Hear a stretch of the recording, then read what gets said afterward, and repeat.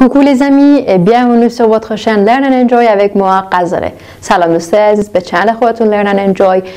به یک ویدیو دیگه همراه با من غزاله خوش اومدید.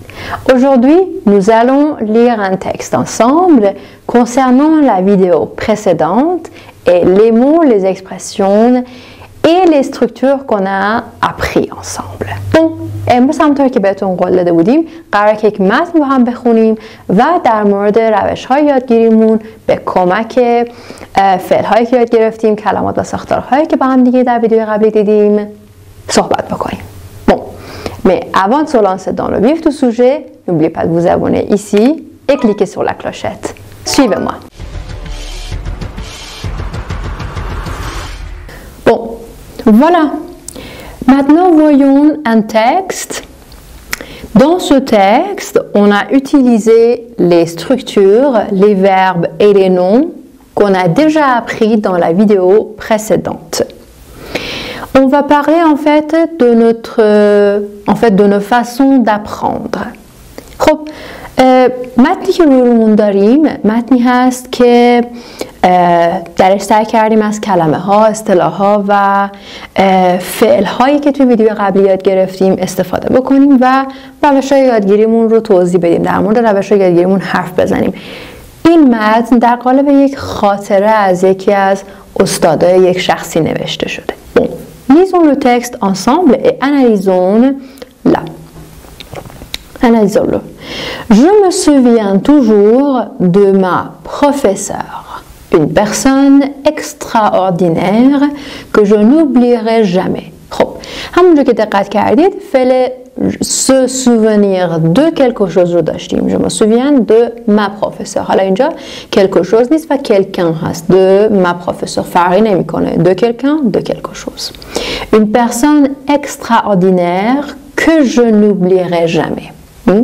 Une personne, je n'oublierai cette personne.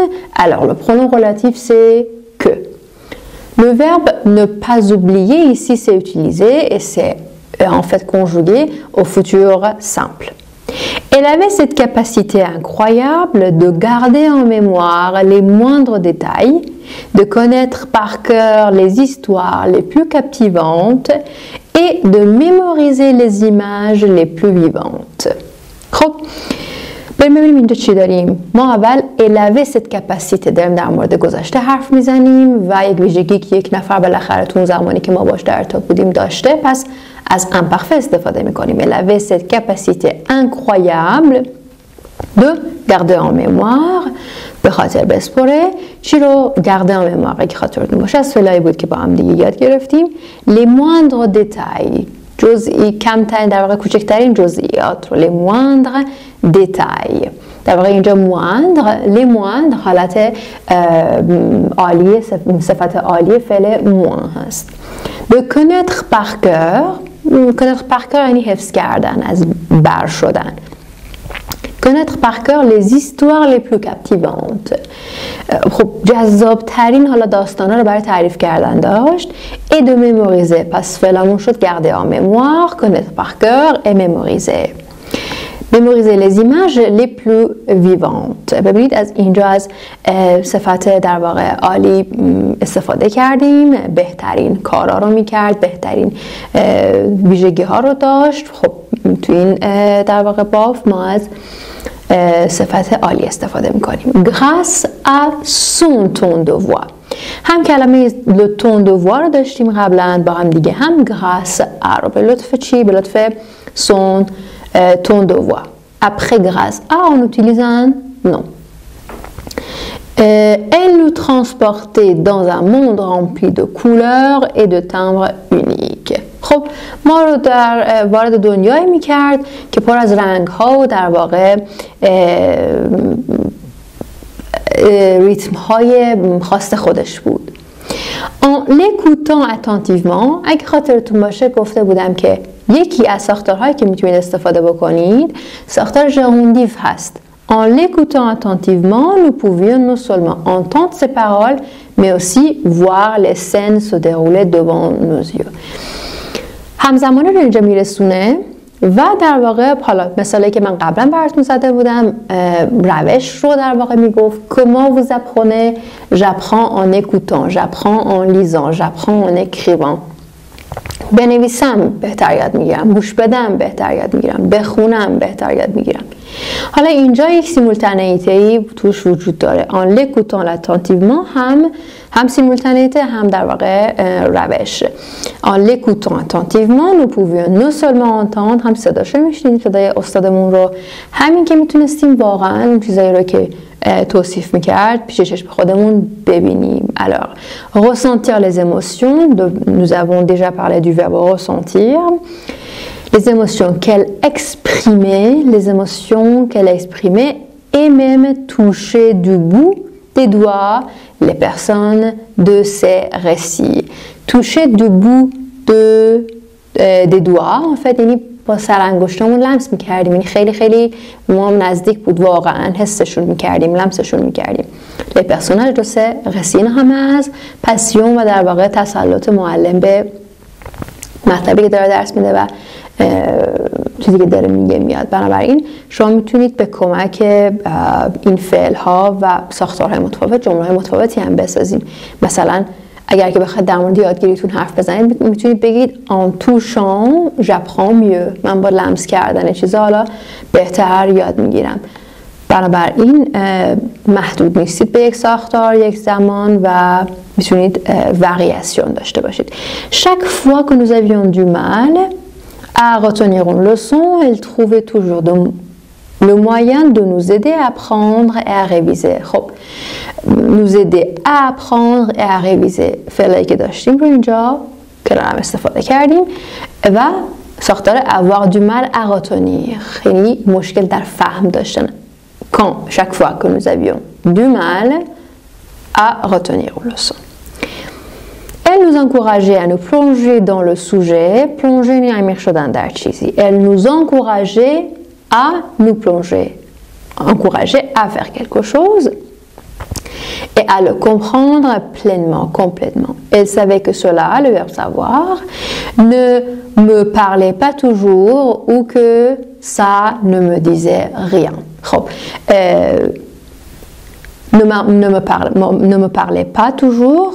خب همه چیز بر من واضح نبوده، این اصطلاح رو داشتیم که سن مدیزه ریان و برام معنایی نداره، نمیفهممش. این اصطلاح رو هم داشتیم و ببینید که چجوری استفاده کردیم اینجا. mais elle ne se décourageait jamais.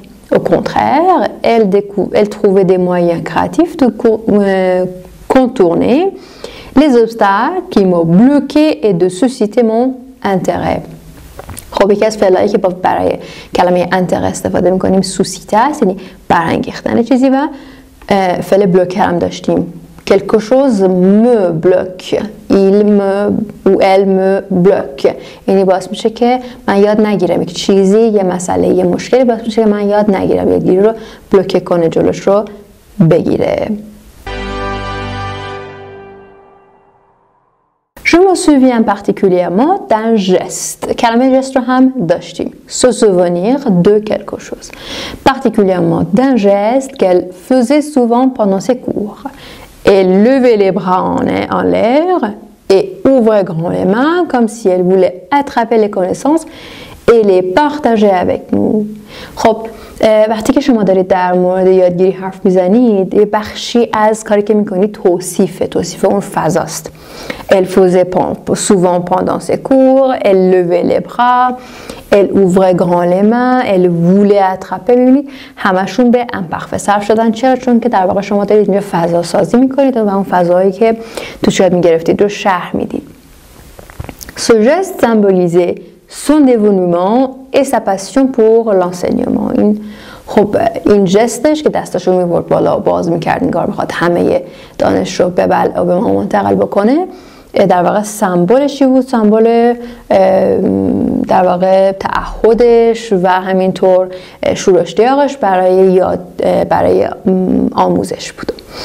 Chaque fois qu'elle le faisait, je sentais une vague d'émotions positives m'envahir et j'étais motivée à m'en surpasser. خب این ویژگیش بازم اینه توی از امپرفه چقدر اینجا استفاده کردیم.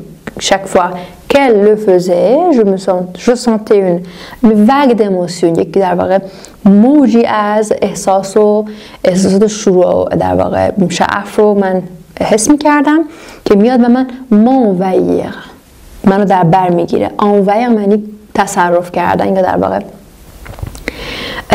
یک کشوری رو تحت سلطه خود در آوردن هست، ولی اینجا envahir با اون حسه میگیم که تمام ما رو در بر میگیره. et j'étais motivée à me surpasser. خب و در واقع انگیزه پیدا کرده بودم که پیشرفت بکنم و از موانع رد بشم. j'étais motivée اینجا خب برمیگرده یه زمان عقب‌تر و میشه le plus que parfait. Sa remarque la plus marquante était lorsqu'elle nous disait que le goût de la connaissance était aussi important que le contenu lui-même. خب مهمترین در واقع ریمارکش، مهمترین نظری که داشت و مطلبی که بیان کرده بود حالا به این نویسنده این بوده که le goût de la connaissance était aussi important que le contenu lui-même، یعنی به همون اندازه که چیز مهمی رو داره یاد میگیرید و بدونید که سلیقتون و در واقع به شکلی نحوه پذیرشتون هم مهمه، به همون اندازه مهمه. Elle nous encourageait à explorer différents sujets, à poser des questions et à chercher des réponses. ببینید encourager à faire quelque chose، وقتی که چند تا کار رو میخواید در واقع نام ببرید، این ا پرپوزیشن قبل از هر کدومشون تکرار میشه. à explorer، à poser، à chercher. grâce à elle بازم اصطلاح در واقع ساختار grâce à. j'ai développé pas از البته grâce à میتونید پرونوتونیک هم داشته باشید. grâce à elle j'ai développé une curiosité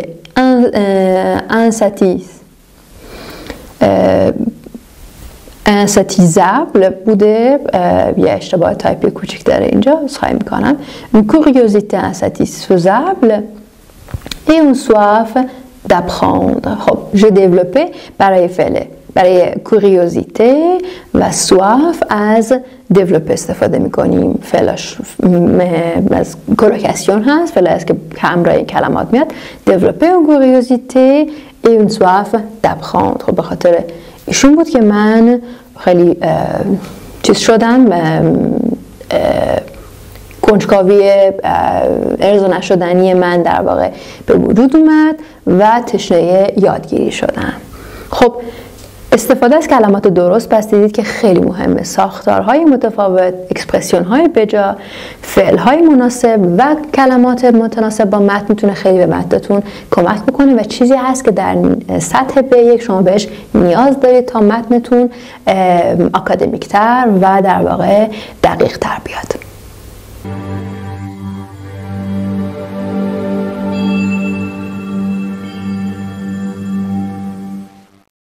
ایوالا سفینی. خب تموم شد. اینم از یه ویدیو دیگه برای شما. امیدوارم که لذت برده باشید و براتون مفید بوده باشه. یادتون نره که ما رو در شبکه‌های اجتماعی فالو کنید و به دوستاتون معرفی کنید. نظر، کامنت و سوالی اگر که دارید برامون بنویسید، با اشتیاق میخونیم و بهشون جواب میدیم. تا ویدیو بعدی، au revoir.